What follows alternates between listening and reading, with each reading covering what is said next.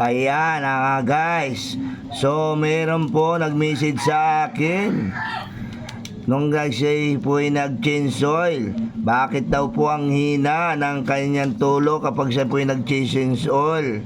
Ganyan daw po lang ang tulo ng kanyang Badja 125. So sabi ko, ba tinanggal niya mo ang filter?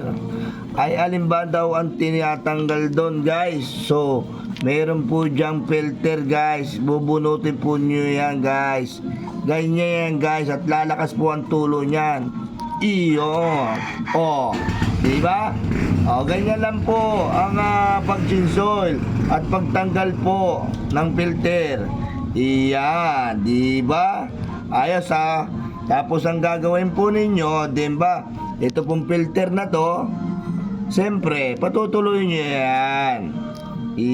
Yan po ililinisin nyo para malinis at walang nakabara guys. O yan, thank you for watching. Sana mo po ay may matututunan kayo.